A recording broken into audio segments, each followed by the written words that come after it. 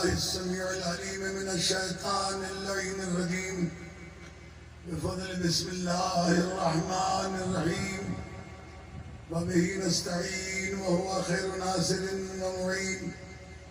الحمد لله الذي علا في توحده ودنا في تفرده جل في سلطانه وعظم في أركانه مجيدا لم يزل محمودا لا يزال. الصلاة والسلام والتحية والإكرام على بعثه الله بنور المضيء والبرهان الجلي والمنهاج البادي والكتاب الهادي الخاتم لما سبق والفاتح لمن غلق المعلن الحق بالحق سيدنا ومولانا بالقاسم محمد.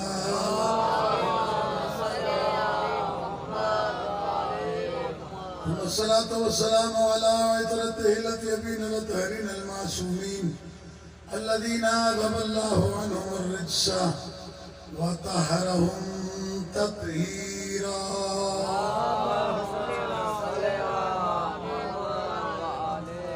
واللعنة الدائمة الباقية على أعداء الله وأعدائهم أجمعين من يوم عداوتهم إلى قيام يوم الدين. أما بعد فقد قال الله سبحانه وتعالى في محكم كتابه الكريم بسم الله الرحمن الرحيم ووجدك عائلا فأغنى. صلوات پڑھیں بابا.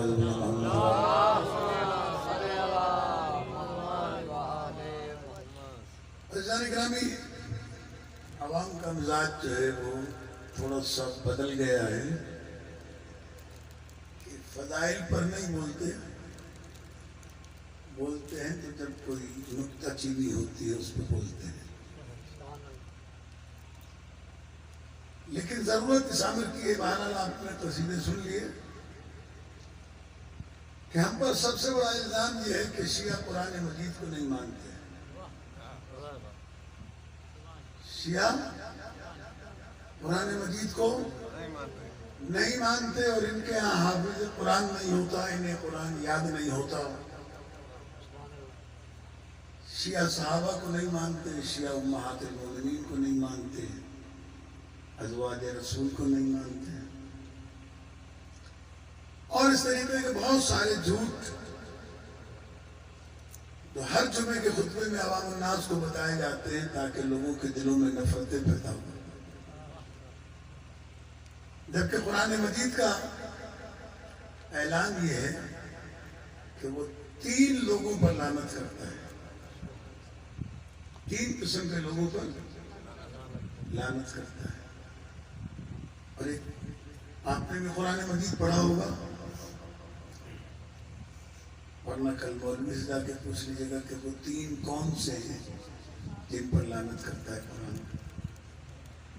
ایک، اللہ تبارک و تعالی جھوٹوں پر لعنت کرتا ہے، لعنت اللہ علی الکاذبین. دوسری لعنت اللہ کرتا ہے ظالموں پر، اور تیسری لعنت اللہ کرتا ہے قطع رحمی کرنے والوں پر. قطع رحمی کسے کہتے ہیں؟ جن رشتہ داروں سے رشتہ داری آپ کی ہے، اگر بلا سبب آپ نے ان سے رشتہ توڑ لیا تو رشتہ توڑنا آپ کا کام ہے، لعنت کرنا خدا کا کام ہے. تو یہ 3 لوگ ہیں، ظالمین پر لعنت، کاذبین پر لعنت، اور قطع رحمی کرنے والوں پر لعنت کی ہے قرآن مجید نے. اور اس کے علاوہ اگر کسی پر لعنت کی ہے تو وہ شیطان پہ کی ہے. عزیزوں، جو جھوٹ بولتا ہو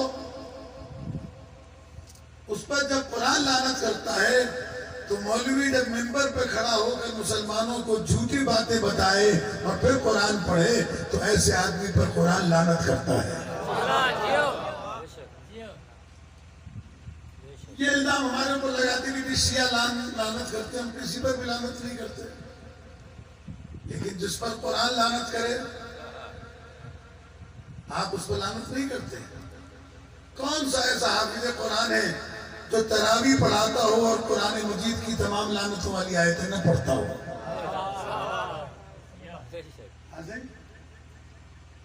قرآن مجید کی تلاوت ہو رہی ہے، تراویح ہو رہی ہے، اور اس قرآن مجید کا ختم ہوگا تو بسم اللہ کی بے سے والناس کی سین تک جتنی آیتوں میں خداوند کریم نے لعنتیں کی ہیں، ذرا اس پر غور کر کے دیکھیں کہ منبر پر جھوٹ بولنے والا جب محراب میں کھڑا ہو کر قرآن مجید کی تلاوت کرتا ہے تو قرآن اس پر لعنت کرتا ہے۔ جھوٹے آدمی کو حق ہی حاصل نہیں کہ وہ قرآن پڑھے۔ آج ڈپلو میں اور پورے دنیا میں اول خاتون پیغمبر اکرم صلی اللہ علیہ وآلہ وسلم کی پہلی زوجہ ام المومنین کی مجلس برپا کی گئی ہے۔ اگر شیعہ امہات المومنین کو نہیں مانتے تو یہ مجلس کیوں کر رہے ہیں؟ بس یہ اور بات ہے کہ ہم خدیجۃ الکبریٰ کا ذکر کرتے ہیں، وہ آپ کو پسند نہیں، لیکن ہم تمام ازواج رسول کو مانتے ہیں، اس لیے کہ ہم قرآن کو مانتے ہیں۔ قرآن کہتا ہے کہ نبی کی بیویاں مومنین کی مائیں ہیں، تو جو انکار کرے وہ کافر ہے۔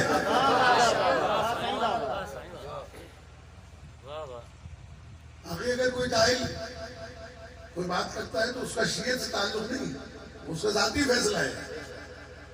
قرآن نے جب کہا کہ وَأَزْوَاجُهُ أُمَّهَاتُهُمْ اور نبی کی بیویاں ان کی مائیں ہیں تو مائیں ہیں، لیکن ایک بات یہ یاد رہے کہ قرآن وہ حاکم ہے کہ جس کے قانون سے نبی بھی محفوظ نہیں ہوتا، نبی بھی اس کی مخالفت نہیں کر سکتا۔ اگر قرآن مجید کی مخالفت نبی کرے گا تو نبی کو بھی اس کی اللہ تبارک و تعالیٰ کی طرف سے توبیخ آ جائے گی۔ میں مثال دیتا ہوں آپ کو۔ پیغمبر اکرم صلی اللہ علیہ وآلہ وسلم اپنی ایک زوجہ کے گھر سے شہد کھا کے دوسری بیوی کیا چلے گئے؟ بٹھائے تو اس بیوی نے کہا کہ آپ کے منہ سے فلاں شربت کی بدبو آ رہی ہے۔ آپ نے فرمایا میں نے تو شہد کھایا ہے، اگر تمہیں پسند نہیں میں نہیں کھاؤں گا۔ ادھر پیغمبر نے انکار کیا شہد کھانے کا، ادھر پروردگار عالم کی طرف سے آیت نازل ہو گئی، آواز آئی لِمَ تُحَرِّمُ مَا أَحَلَّ اللَّهُ لَكَ، اے میرے حبیب جسے میں نے حلال کیا ہے اس کے کھانے سے تو اپنے آپ کو کیوں روک رہا ہے؟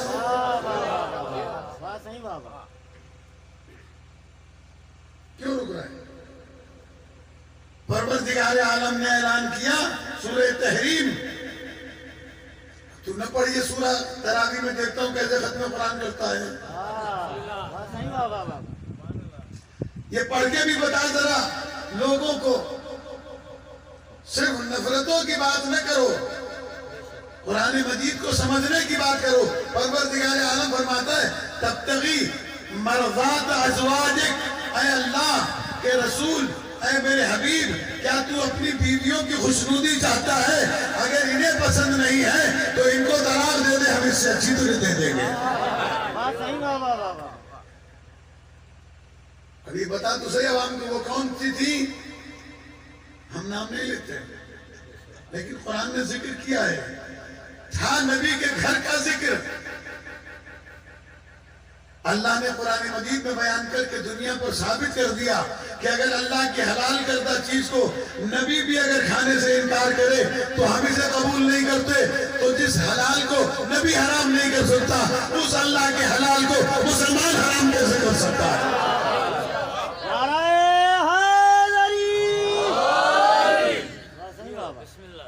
قرآن مجید کو سمجھنے کی ضرورت ہے، لڑنے جھگڑنے کی ضرورت نہیں۔ قرآن لڑنے کے لیے نہیں آیا، اللہ کا دین لڑنے لڑانے کے لیے نہیں آیا۔ یہ کوئی مرغے لڑانے اور کبوتر لڑانے اور تیتر گڈیر لڑانے کا دین نہیں ہے، یہ تو محبت کا دین ہے، پیار کا دین ہے۔ جو سمجھ میں نہیں آتی ہے بات آ کے سمجھ لو، جو ہماری سمجھ میں نہیں آتی ہم آپ سے پوچھیں گے۔ یہ قرآن مجید اللہ کی وہ واحد کتاب ہے جس پر سارے مسلمانوں کا ایمان ہے۔ فرق یہ ہے کہ ہم اتنا ہی مانتے ہیں جتنا قرآن نے کہا ہے۔ اگر قرآن کے مقابلے میں کوئی شخص میرے پاس حدیث لے کر آئے نبی کی، یا فرمان لے کے آئے علی علیہ السلام کا، یا کسی معصوم کا فرمان بھی لے کے آئے، اگر وہ قرآن سے مطابقت نہیں رکھتا تو میں قرآن کو مانوں گا، حدیث کو نہیں مانوں گا۔ شیعوں کا سب سے بڑا قصور یہی ہے، نبی ہمارا نبی، علی ہمارا امام، حسن مصطفیٰ ہمارے امام، حسین ہمارے امام، محمد باقر ہمارے امام، علی نبی ہمارے امام، یہ 14 کے 14 ہمارے امام۔ لیکن اگر ان کا کوئی فرمان آج کسی کتاب سے، شیعہ کی معتبر کتاب سے بھی لے آئے، اگر وہ قرآن سے مطابقت نہیں رکھتا ہم اسے نہیں مانتے، اس لیے کہ ہم قرآن کو مانتے ہیں۔ اللہ کے رسول نے کہا ہے کہ قرآن اہل بیت کے ساتھ ہے، اہل بیت قرآن کے ساتھ ہے، اہل بیت وہ فرمان کہہ ہی نہیں سکتے کہ قرآن کے خلاف ہوگا۔ اہل بیت کی زبان سے وہ جملہ نکل ہی نہیں سکتا جو قرآن مجید کے خلاف ہے۔ اور یہ بھی آپ کی خدمت میں عرض کر دوں کہ اگر ساری امت کا بھی اجماع کسی غلط بات پر ہو جائے تو ہم امت کو تو غلط کہہ سکتے ہیں، قرآن کو غلط نہیں کہہ سکتے۔ یہ عجیب جھگڑا ہے، یہ عجیب فلسفہ ہے، عجیب قسم کی حدیثیں کھڑی ہوئی ہیں کہ پیغمبر نے فرمایا کہ میری امت کبھی غلط بات پر جمع نہیں ہوگی۔ ایسی کوئی حدیث نہیں، اس لیے کہ پیغمبر نے سنن دارقطنی عالم اسلام کی معتبر ترین کتاب ہے، اس کے اندر حدیث موجود ہے، دیگر کتب میں حدیث موجود ہے کہ پیغمبر نے فرمایا اگر کوئی شخص تمہارے پاس میری حدیث لے کر آئے اسے قرآن کے سامنے رکھو، اگر قرآن قبول کر لے تو میری ہے، ورنہ دیوار سے لے مارنا، میری حدیث نہیں ہے۔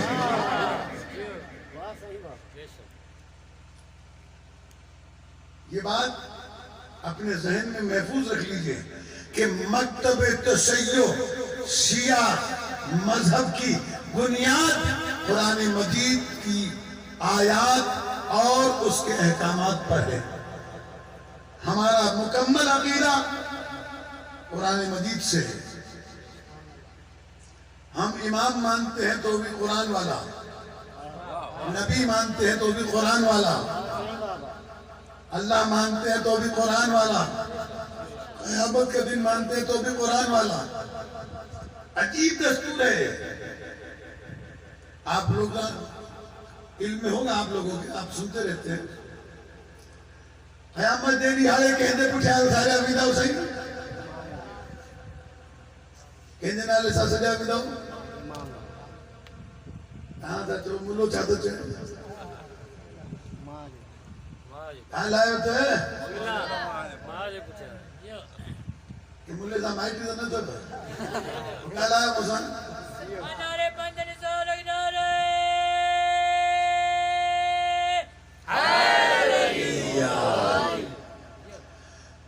ملا کہتا ہے کہ قیامت کے دن ہر انسان کو اس کی ماں کے نام سے پکارا جائے گا۔ قرآن کہتا ہے یوم ندعو کل اناس بامامہم، ہم قیامت کے دن ہر شخص کو اس کے امام کے ساتھ بلائیں گے۔ بتاؤ جو ملا ممبر پہ کھڑے ہو کر امت کو قرآن کے خلاف گمراہ کر رہا ہو وہ قرآن کو مانے گا یا قرآن کا مخالف ہے؟ قرآن کہتا ہے امام کے ساتھ بلائیں گے، ہر شخص اس کے زمانے کے امام کے ساتھ بلائے گئے۔ میں بہت جلدی اپنے موضوع کی طرف آتا ہوں، میں صرف آپ کا ذہن بنانا چاہتا ہوں کہ آپ تھوڑا سا میرے ساتھ چلیں تاکہ میں آپ کو ایک مسئلہ سمجھانا۔ یہ مہینہ قرآن مجید کی بہار کا مہینہ ہے۔ اس مہینے میں ایک آیت پڑھنے کا ثواب، ایک ختم قرآن کا ثواب۔ جو شخص اس مہینے میں ختم قرآن کرے گا اسے 6666 ختم قرآن کا ثواب ملے گا۔ قرآن سے بات کریں، قرآن مجید سے۔ عزیزان گرامی، قرآن مجید کہتے ہیں وَمَن لَّمْ يَحْكُمْ بِمَا أَنزَلَ اللَّهُ فَأُولَٰئِكَ هُمُ الْفَاسِقُونَ۔ وہ لوگ جو قرآن مجید کے نازل کردہ حکم کے خلاف بولتا ہے وہ یا ظالم ہے یا فاسق ہے یا کافر ہے۔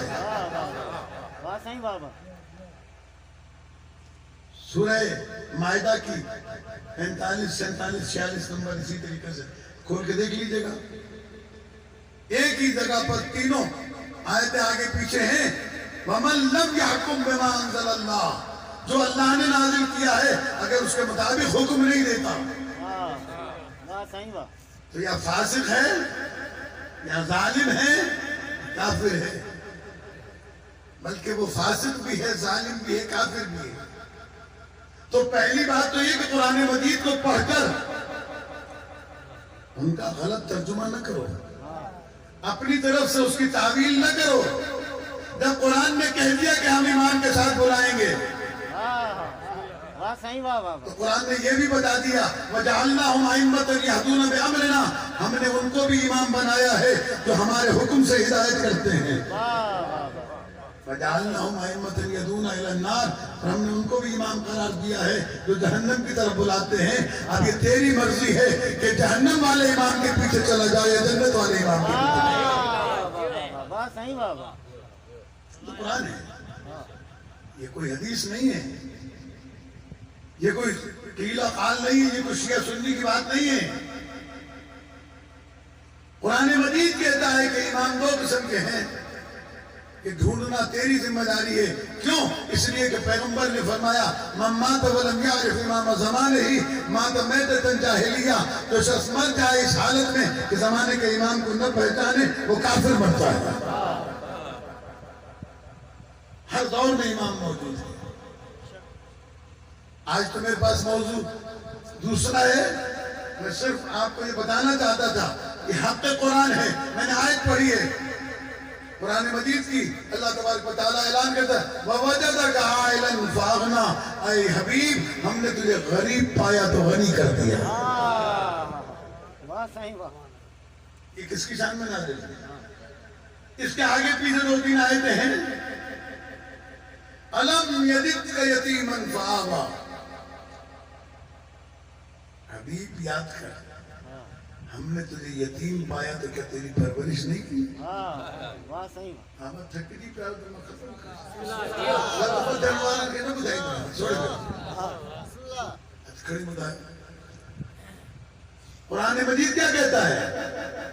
اللہ کی کتاب کیا کہتی ہے؟ علم یجد کا یتیمن فآوا، ہم نے تجھے یتیم پایا تو ہم نے تیری پرورش کی، ہم نے تجھے غریب پایا تو تجھے مال دیا۔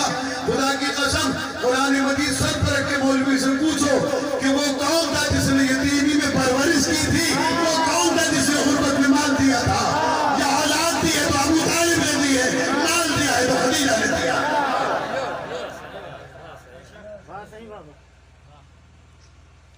قرآن مجید میں اللہ احسان جتلا رہا ہے، جبکہ قرآن مجید میں اللہ اعلان کر رہا ہے وَلَا تُبْتِلُوا صَدَقَاتِكُمْ بِالْمَنِّ وَالْأَذَىٰ، اپنی نیکیوں اور اپنے صدقات کو احسان جتلا کر ضائع نہ کرو۔ یا اللہ جب تو نے منع کیا کہ احسان نہیں جتلانا چاہیے تو تو کیوں احسان جتلا رہا ہے؟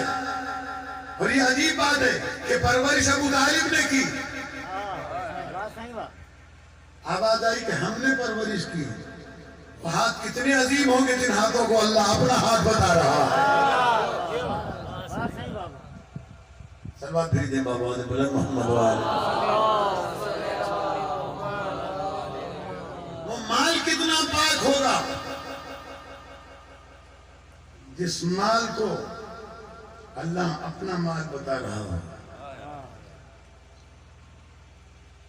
جناب خدیجہ الکبریٰ صلوات اللہ علیہ محسن اسلام، صدف کوثر، ملکۃ العرب، ان کا لقب یہ ہم نے نہیں دیا، شیعوں نے نہیں دیا ہے، یہ اسلام سے پہلے کا لقب ہے ملکۃ العرب، ملکۃ الحجاز نہیں ہے۔ اگر ملکۃ الحجاز ہوتی تو صرف سعودی عرب کا جو آج کا ایریا ہے یہ پہلے زمانے میں حجاز کہلاتا ہے۔ ملکۃ المکہ نہیں ہے، ملکۃ القریتین نہیں ہے، ملکۃ العرب ہے۔ ملکۃ العرب کا مطلب یہ پورے عرب کی سرزمین کی بادشاہ اور شہزادی ہے، اس لیے کہ یہ کوئی مکے کے چھوٹے سے شہر کی تاجرہ نہیں ہے۔ 80,000 اونٹوں کی تجارت ہوتی ہے، 500 سے زیادہ غلام اور کنیزیں ہیں، بہت بڑا محل ہے مکے میں۔ لکھا تاریخ والوں نے کہ اگر سارے اہل مکہ بھی بی بی کے گھر میں پناہ لینا چاہیں تو لے سکتے تھے اس زمانے میں۔ آج کل کچھ ایسے مولوی پیدا ہو گئے ہیں جو امامہ آبا قبا پہن کے جناب خدیجہ الکبریٰ کے بارے میں کہتے ہیں کہ مکے کے چھوٹے سے شہر کی شہزادی تھی، شیعوں نے دماغ خراب کیا، پوری اتنی بڑی بتائی کہ بہت بڑی ملٹیپل کمپنی کی مالک تھی، ملٹیپل کمپنی کی مالک تھی بھائی۔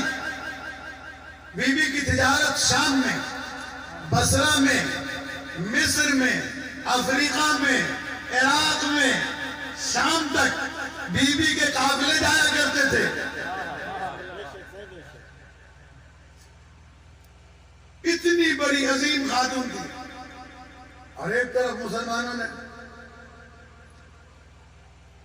شہزادی سے دشمنی نکالتے ہوئے، تاکہ 40 سال کی تھی جب نبی سے شادی ہوئی، تو میں نے کہا کہ 40 سال کے بعد تو اولاد ہی نہیں ہوتی، سائنس کا قانون ہے۔ ایک مفتی صاحب کہنے لگے معجزہ، معجزے سے انکار نہیں، یہ معجزہ ایک ہی کے ساتھ کیوں ہوا، باقی کے ساتھ کیوں نہیں ہوا؟ اور بھی تو تھی، صرف پیغمبر کی 2 ہی بیویوں سے اولاد ہے، کیا جناب خدیجہ الکبریٰ سے ہے یا ماریہ قبطیہ سے ہے؟ اور اللہ نے جتنے بیٹے بھی دیے پیغمبر کو، پیغمبر کی زندگی میں ہی واپس لے لیے، تاکہ وہ بیٹے بھی پیغمبر کے حسنین کے مقابلے میں کھڑے نہ ہو سکے، شہزادوں کے مقابلے میں نہ کھڑے ہو سکے۔ عزیزان گرامی، جناب خدیجہ الکبریٰ سلام اللہ علیہ کی عمر تاریخ ابن کثیر میں، اگر آپ چاہیں تو میڈیا پر بھی جا کر گوگل پہ سرچ کریں گے نا تو آپ کو مل جائے گا۔ بی بی کی عمر میں اختلاف ہے، بی بی کی عمر 25 سال کی تھی جب شادی ہوئی ہے پیغمبر سے۔ یہ 40 سالی والی روایت جو ہے یہ اسرائیلیات میں سے ہے، یہ جھوٹ ہے۔ بی بی پر تہمت لگائی گئی کہ پہلے 3 شوہر مر چکے تھے، چوتھے شوہر پیغمبر ہیں۔ اللہ نے جس کو فاطمہ کی ماں بنایا وہ کسی اور کے حق میں ہو کے نہیں آ سکتی ہے۔ صدیقہ طاہرہ کی ماں ہے، کائنات کی سردار عورتوں کی ماں ہے، وہ بی بی جس کے مقابلے میں کائنات کی کوئی عورت نہیں کھڑی ہو سکتی۔ شہزادی خدیجہ الکبریٰ کو معمولی خاتون نہیں ہے، صدف کوثر ہے، 11 اماموں کی ماں ہے خدیجہ الکبریٰ سلام اللہ علیہ۔ یہ جھوٹ ہے کہ جناب خدیجہ الکبریٰ 40 سال کی تھی۔ ذرا تاریخ تو پڑھو، اتنا جھوٹ کیوں بولتے ہو؟ کہ قیامت میں تمہارا چھٹکارا ہی نہ ہو سکے جھوٹ سے۔ پیغمبر کے یہاں پہلی اولاد بیٹا ہوا جس کا نام ہے قاسم، جس کی وجہ سے کنیت ہے ابو القاسم۔ شادی کے 5 سال بعد، اس کے 5 سال کے بعد طاہر، 25 سال میں پیغمبر کی شادی ہوئی، 30 سال میں پہلا بیٹا، 35ویں سال میں دوسرا بیٹا، اور پیغمبر 40ویں برس اعلان رسالت کرتے ہیں۔ اس 5 برس میں مسلمانوں نے 3 بیٹیاں پیدا بھی کروا دی، جوان بھی کروا دی، اور ابو جہل کے گھر بھی بھجوا دی۔ غیرت بھی کوئی چیز ہوتی ہے۔ رسول دنیا میں آگے رسول نہیں بنتا، رسول بن کے رسول آتا ہے۔ اور پھر جس مسلمان کو قرآن سمجھ میں نہیں آتا اسے مسلمان کہلانے کا کیا حق ہے؟ کیا کبھی مسلمان تو نے قرآن اٹھا کے دیکھا؟ کیا نصارہ کے مقابلے میں جب مباہلے کے اندر عیسائی آئے تھے مناظرہ کرنے کے لیے تو اللہ نے اپنے حبیب سے کہا قل ان کان للرحمن ولد فانا اول العابدین، اے میرے حبیب کہہ دو ان سے کہ اگر اللہ کے کوئی بیٹا ہوتا تو سب سے پہلا عبادت گزار تو میں ہوں۔ صحیح بابا، بات سمجھے میں آئی لائے نا؟ سستی تمام گھنی ہے بس مسلمان گال کے گھنوں نہ بدھائی جائے۔ ہاں تھکل بیٹھائے سنیں قرآن مجید، فرقان حمید کو سمجھیں۔ اللہ تبارک و تعالیٰ کہہ رہے کہہ دو ان سے قل ان کان للرحمن ولد فانا اول العابدین، کہہ دو ان سے کہ اگر اللہ کے کوئی بیٹا ہوتا، اگر رحمان میں کوئی بیٹا ہوتا تو سب سے پہلا عبادت گزار میں ہوں، سب سے پہلا عبادت گزار میں ہوں، آدم سے پہلے عبادت گزار میں ہوں۔ زمین و آسمان نہیں تھے میں عبادت گزار تھا، ملائکہ نہیں تھے میں عبادت گزار تھا، نبی نہیں تھے میں عبادت، کائنات میں کچھ نہیں تھا میں عبادت گزار تھا۔ تو اگر عبادت گزار ہونے والا نبی جو آدم سے پہلے خلقت کائنات سے پہلے عبادت گزار تھا، کیا یہ ممکن ہے؟ تمہاری غیرت گوارا کرتی ہے کہ تم اپنی بیٹی، وہ رسول اپنی بیٹی کسی کافر کو دے دے؟ آج تو دیوبندی بریلوی کو بیٹی دینے کو تیار نہیں، بریلوی شیعہ کو دینے کے لیے تیار نہیں۔ آئے سولو دیدان ہاں نہ نکاح پڑھوائے، دیوبندی کی بیٹی کی شادی ہو، بیٹے کی شادی ہو تو مولوی دیوبندی ہونا چاہیے۔ ہری پگڑی والے سے کبھی نکاح نہیں پڑھوائے، تین تو ہی نہیں، اور ہری پگڑی والے کیا ہوگا تو دیوبندی سے نہیں پڑھوائے گا۔ اہل حدیث بریلوی و دیوبندی دونوں سے نہیں پڑھوائے گا۔ تو تھوڑی خدا کے واسطے غیرت کے تو کرو، اگر تھوڑی سی بھی غیرت ہو اللہ کے اندر، تھوڑی سی بھی، تو سوچے تو صحیح تو اپنی بیٹی کا نکاح دیوبندی ہو کر بریلوی سے نہیں پڑھواتا جبکہ وہ کلمہ گو ہے۔ تو یہ کیسے تو نے کہہ دیا کہ نبی نے نکاح کافر سے پڑھوا دیا؟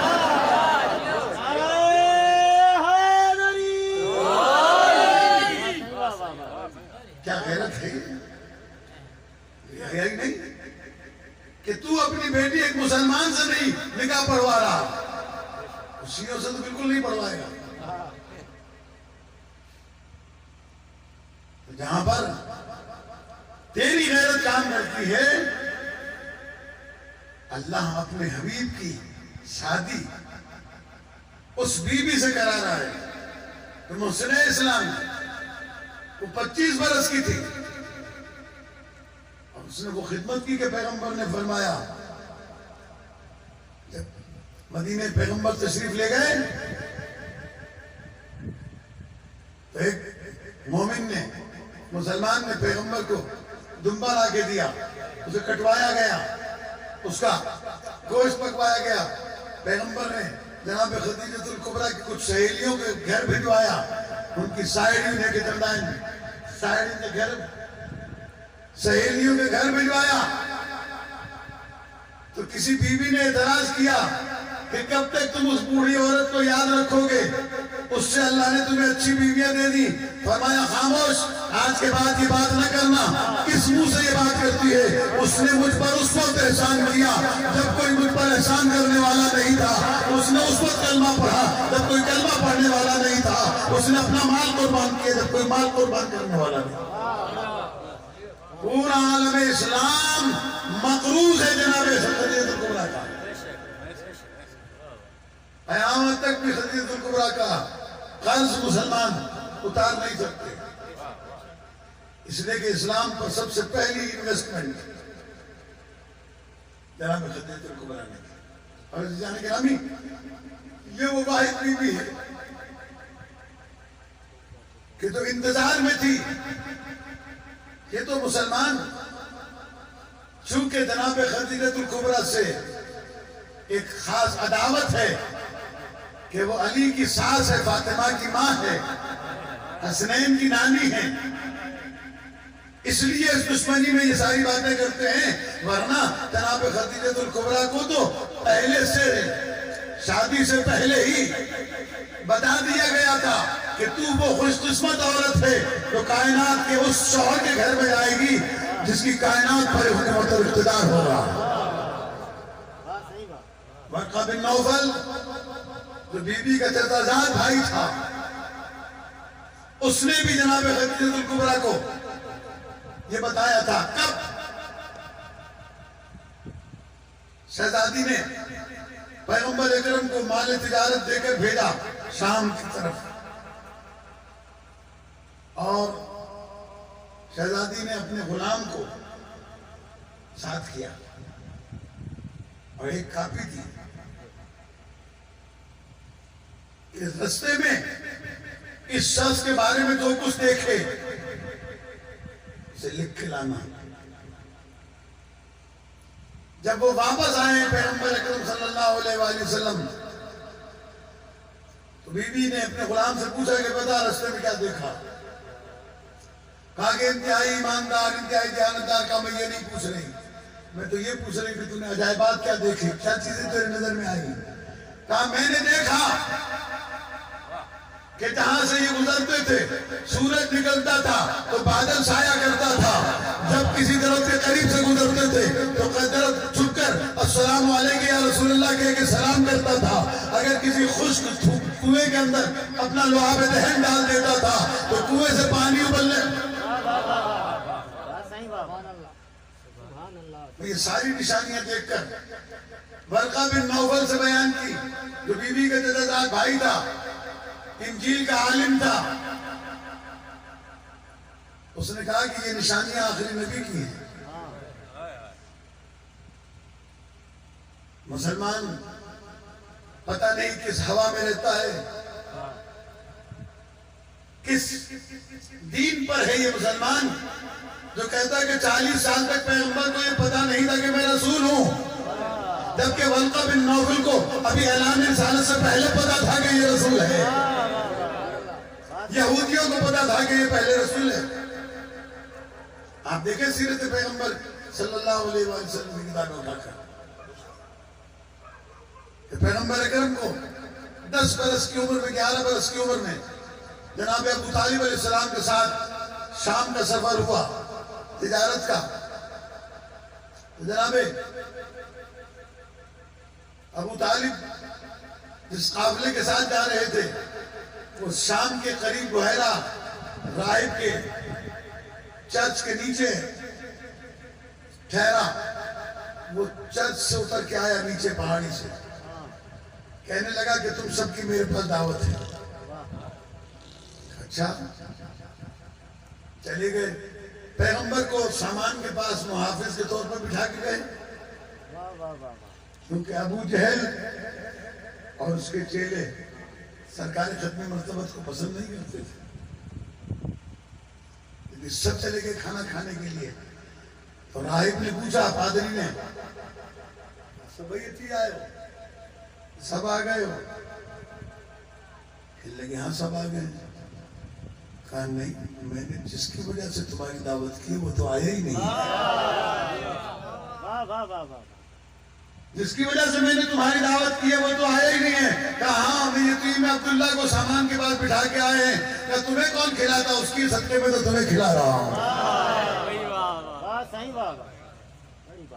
ابو جہل کو بھیج دیا گیا, پیغمبر کو بلا لیا گیا. عمر 11 برس, دنیا کی ظاہری. جناب ابو طالب سے پوچھتا ہے راہب, یہ تمہارا کیا لگتا ہے؟ کہنے لگا میرا بیٹا ہے. یہ تمہارا بیٹا نہیں ہو سکتا. کہا کیوں؟ کہا میری کتاب میں لکھا ہے اس کا باپ اس کی ولادت سے پہلے مر جائے گا. آپ نے فرمایا ہاں یہ میرا بھتیجا ہے. کہا نا میرا بھتیجا ہے. راہب نے کہا, کہنے لگے اسے جلدی واپس لے جاؤ, یہودی اس کے دشمن ہیں, ایسا نہ ہو اسے مار دیں, یہ زمانے کا آخری نبی ہے. اس کے بعد جناب ابو طالب سے اجازت لے کر کہا, اجازت ہے کہ میں اس کی پشت سے, کمر سے کپڑا اٹھا کر اس کی کمر دیکھوں؟ کہا اجازت ہے. اس سے کپڑا اٹھایا, مہر نبوت کو بوسہ دیا. کہنے لگا یہ آخری نبی ہے. مہر نبوت میں کیا لکھا تھا؟ مہر نبوت میں 2 چیزیں لکھی تھی کاندھے کے اوپر, جاء الحق وزهق الباطل ان الباطل كان زهوقا. اور اس کے بعد لکھا تھا لا الہ الا اللہ محمد رسول اللہ.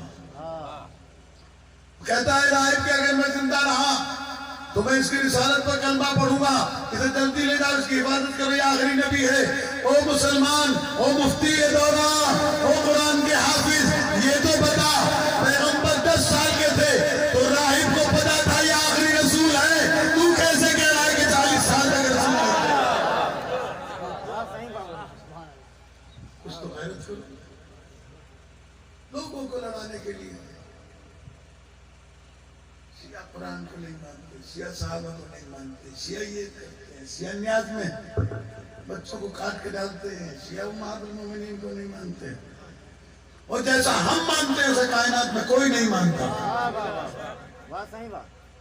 اس لیے کہ ہم قرآن مانتے ہیں, قرآن جو چیز منواتا ہے اسے مانتے ہیں. ہم اس کے مقابلے میں نہ کسی صحابی کی مانتے ہیں, نہ اس کے مقابلے میں کوئی حدیث مانتے ہیں, نہ اس کے مقابلے میں کوئی روایت مانتے ہیں.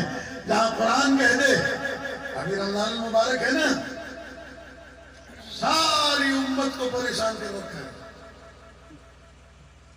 مؤذن اذان بھی دیتا ہے تو قتل منہ میں رکھی, روز و مکروہ نہ تھی وجہ. اللہ اکبر چاہیے کرے گی ٹھائی دے.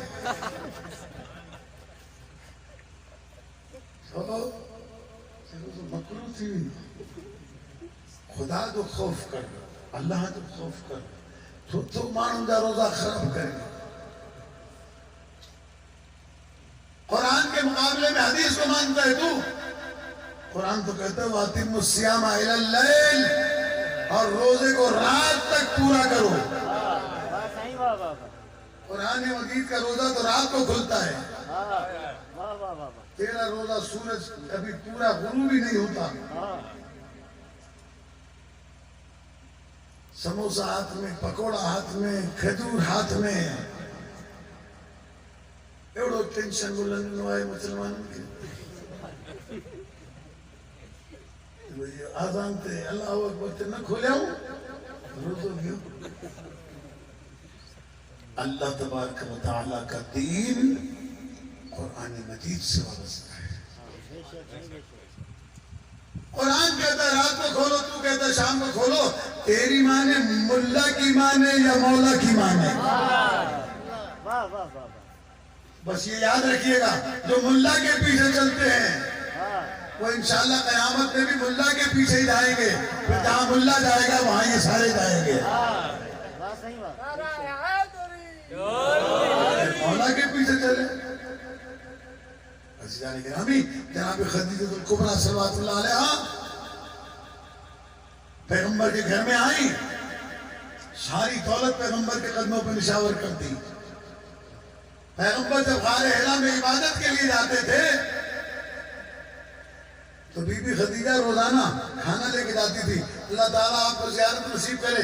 جو لوگ آپ میں سے حج عمرے کے لیے گئے ہیں انہوں نے دیکھا ہوگا غار حرا میں آج بھی میں نے الحمدللہ 60 حج کیے ہیں لیکن مجھے پہاڑ پر چڑھنے کی ہمت نہیں ہوئی. 91 میں پہلا حج میں نے کیا تھا اور 2013 میں آخری حج کیا تھا. عزیزان گرامی مجھے ہمت نہیں ہوئی کہ میں غار حرا میں وہاں جاؤں جہاں پیغمبر اکرم بیٹھ کر عبادت کیا کرتے تھے. یہ خدیجہ بی بی کا حوصلہ تھا کہ روزانہ کھانا لے کے بھی جاتی تھی اور برتن لے کے بھی آتی تھی.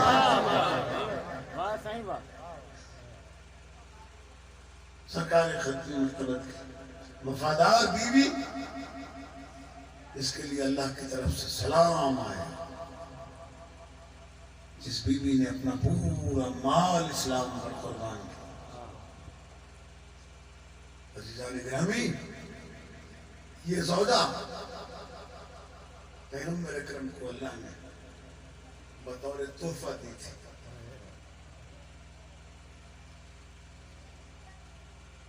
اس بی بی نے شیب ابی طالب میں جب کافروں نے محاصرہ کر کے نبی کے اوپر پابندی لگائی تھی کہ کوئی کھانا پینا رسد نہیں پہنچائے گا، ملیکۃ العرب ہوتے ہوئے بھی سوکھے ہوئے پتے کھائے، درخت کی سوکھی ہوئی کھالیں پکا کر کھائیں. وہیں بیمار ہوئی. اللہ نے میری بیوی کو 2 بیٹے دیے، 1 بیٹی دی.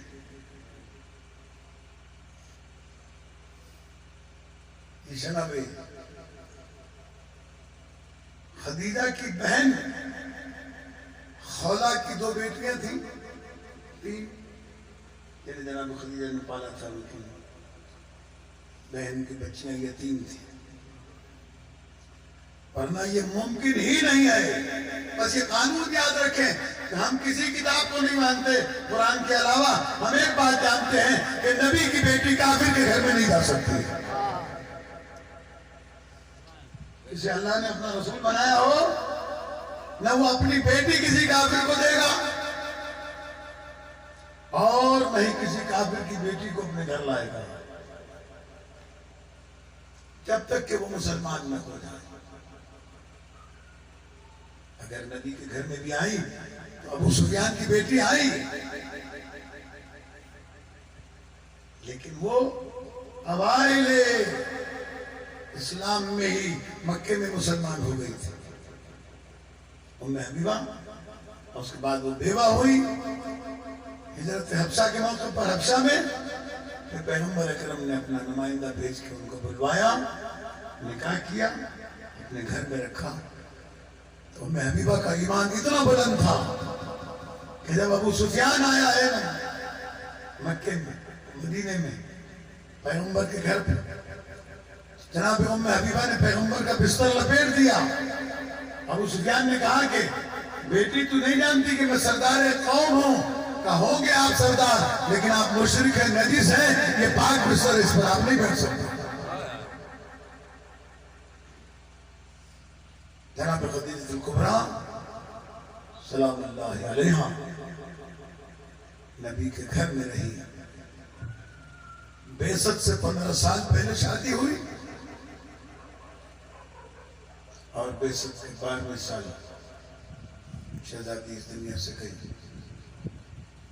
عزادارو آج اس بی بی کا ماتم ہے، اس بی بی کی عزا ہے. آپ حضرات جمع ہوئے ہیں، بس 2 آنسو نکل آئے تو جناب امام زمان قبول فرمائیں. عزادارو جب بی بی کا آخری وقت آیا جناب پیغمبر اکرم نے پوچھا، اے محسن اسلام مجھے کوئی اپنی حسرت بتاؤ، کوئی خواہش بتاؤ، کوئی تمنا بتاؤ. شہزادی نے فرمایا کیا تمنا بتاؤں، مجھے اللہ نے تم جیسا شوہر عطا کیا، میرے لیے یہی کافی ہے کہ میں ہمسر رحمت للعالمین بن کے رہی. جب پیغمبر نے کافی اصرار کیا، جناب خدیجہ الکبریٰ سلام اللہ علیہ فرماتی ہیں کہ اگر کچھ مجھ پر احسان کرنا چاہتے ہو تو پہلو میں جناب فاطمہ بیٹھی ہوئی تھی، شہزادی کے چھوٹے چھوٹے ہاتھ پکڑ کر، شہزادی کے ہاتھ پکڑ کر پیغمبر کے ہاتھوں پہ رکھ کے کہا، اللہ کے رسول میری بیٹی کو رونے نہ دینا، فاطمہ روئے گی میری قبر ہل جائے گی۔ عزیزان گرامی، جناب خدیجہ کے انتقال پر شہزادی بہت غمگین ہوئی، عزادار جس کے رونے پر شہزادی کہتی ہے کہ میری قبر ہل جائے گی، عزاداروں سے زمانے نے اتنا رلایا کہ شہزادی رو کے کہتی صبت علیہ مسائم اللہ ونہا، صبت علی الایام سرنا لیالیا، بابا آپ کے بعد مجھ پر وہ مصیبتیں آئیں کہ اگر دنوں پر پڑتی تو سیاہ راتوں میں بدل جاتے۔ عزادار فاطمہ زہرا روتے روتے دنیا سے گئی، وہ بیٹی اتنی روئی ہے کہ جب آخری وقت آیا جناب فاطمہ زہرا صلوات اللہ علیہ کا، جناب فاطمہ سے امیر المومنین نے پوچھا بی بی کوئی وصیت ہے؟ تو جناب سیدہ نے چند وصیتیں فرمائیں، فرماتی یا علی یا علی مجھے اپنے ہاتھوں سے غسل دینا، یا علی مجھے اپنے ہاتھوں سے کفن پہنانا، یا علی میرے بعد میرے بچوں کا خیال کر، یا علی میرے بعد شادی ضرور کرنا، ایک رات اپنے حرم کے ساتھ، ایک رات میرے بچوں کے ساتھ گزار، یا علی مجھے رات کی تاریکی میں دفن کرنا، یا علی میرے جنازے میں وہ نہ آئے جنہوں نے میرا محسن قتل کیا، یا علی کل جب دفن کر کے بازار جانا مسلمانوں سے کہنا آرام کی نیند سوئے، باپ کو رونے والی چلی گئی، یا علی میرے حسین کو پیاس بہت لگتی، رات کو اٹھ کر پانی مانگتا، یا علی میں نے زینب سے وصیت کی ہے لیکن کبھی ہو سکتا ہے اسے نیند آ جائے، یا علی مجھے دفن کرنے کے بعد بھول نہ جانا، یا علی میری قبر پر آ کر قرآن پڑھا کر۔ تاریخ کہتی ہے مولا کائنات کو جب وقت ملتا رات کو جا کر شہزادی کی قبر پر قرآن خوانی کیا کرتے تھے۔ عزاداروں ایک رات ایسی بھی آئی مولا کائنات قرآن پڑھ رہے تھے، یا قبر سے آواز آئی، یا علی میرا حسین پانی مانگ رہا، یا علی زینب کو نیند آ گئی، یا علی میرا حسین پیاسا ہے، میرا مولا جلدی سے اٹھے، گھر آئے پانی بھرا، امام حسین کے سرہانے آئے، امام کو نیند آ چکی تھی، امام علی علیہ السلام کھڑے رہے، تھوڑی دیر کے بعد امام کی آواز آئی اماں پانی، عزادارو اماں پانی کی آواز آئی، یا مولا نے فرمایا اٹھو حسین، بابا پانی لیے کھڑا، عزادارو جیسے ہی باپ کی آواز سنی مولا حسین اٹھ کر بیٹھ گئے، چیخیں مار کر رونے لگے، آواز آئی اب حسین اس وقت کیوں رو رہے ہو؟ آواز آئی بابا میری پہلو شکستہ ماں میرے لیے رات بھر پانی لکھ۔ اللہ